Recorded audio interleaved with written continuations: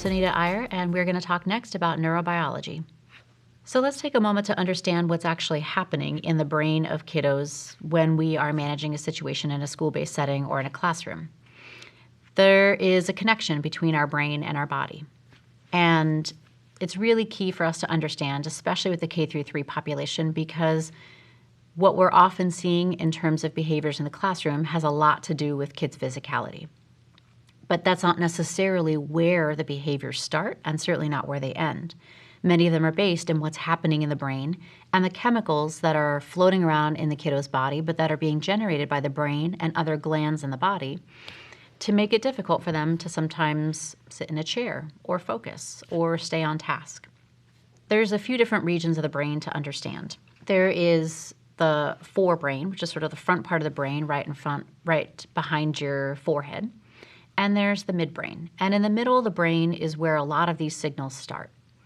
When a kiddo is stressed, when they are, say, not well rested, maybe haven't had a great breakfast, there's some other events happening at school, maybe bullying, or maybe even just simply being distracted by other noise or other students, the body will actually send stress chemicals out from the middle of the brain. And that's a normal response. I think the key for us to understand about everything that we're going to talk about with neurobiology is that all of these things are normal responses. They're actually well designed and intended to compensate for the way that our body perceives and responds to stress.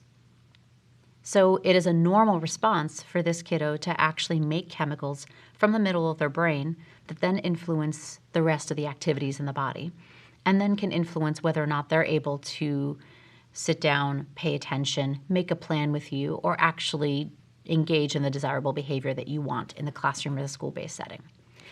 So this normal stress response that a kiddo is having is causing those chemicals to then go to other glands in the body, which then continue to make more stress hormones, can actually influence the rate at which their heart beats, can actually influence how quickly or slowly they breathe, and how much oxygen they're able to get to their brain or their big muscles in their body, like their arms and legs. It can actually increase blood flow to the arms and legs. So think of it as the fight or flight, or what people talk about in terms of running from the bear.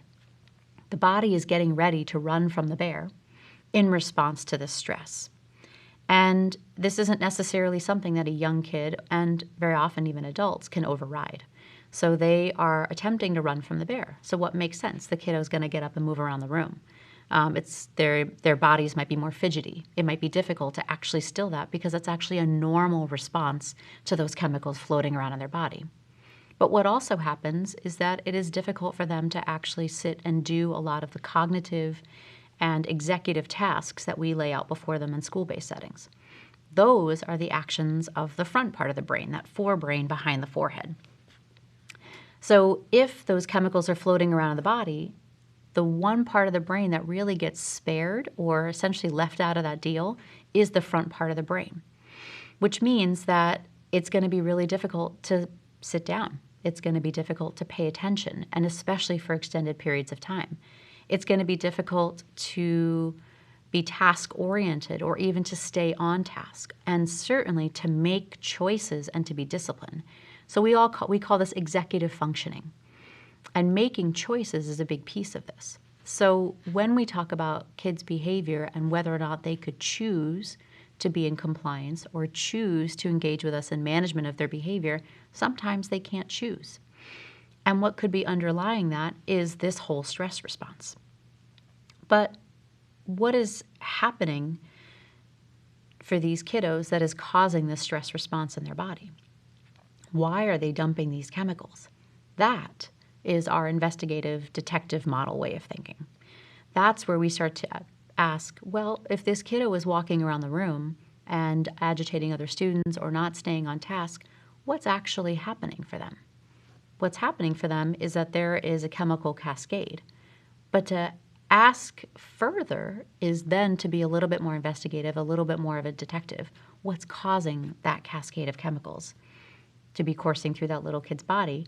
And then we'll talk later about what can we do about it. So here's a diagram of where all of these different chemicals are coming from, The forebrain is this red part of the brain, and that's the part that controls all of our problem solving and reasoning and helps influence whether or not kiddos are able to make the choices that we would like them to make in the classroom. And that middle part of the brain that I talked about, that's sort of setting off the cascade of chemicals, that's that purple area right here in this diagram. And then the hindbrain, which we're not talking about so much in this particular exercise, has a lot to do with maintaining balance, equilibrium, but can also play a role in how our students and how these kiddos perceive stress. And now let's watch a video. The more you understand how your brain works and how thoughts and emotions interact, the more control you can have over your thoughts and emotions. It's your brain. It's time for you to start controlling your own thoughts and emotions. So let's talk about how thoughts and feelings interact. We're going to break it down using a visual, the hand model. We're going to use our hand for this. Your thumb, folding it in, is the middle of your brain, your amygdala. Your fingertips, folding it around, is your prefrontal cortex, the front of your brain. We'll come back to this in a second. Our amygdala is really important in serious situations. For example, if you see a fire, it alerts you into action. It cuts off access to your prefrontal cortex where you think and reason, which is great. You don't need to calculate just how long it will take for the house to burn down. You just need to move. Back to your hand. Your amygdala in the center, with the fingers curled around, flips the prefrontal cortex lid. Flip the lid. Try it with me. Put your thumb in the middle, hold your fingertips, and force your fingertips over with your thumb, the amygdala. This could save your life in the fire situation. So we need our amygdala, but here's the problem. Your amygdala makes mountains out of molehills.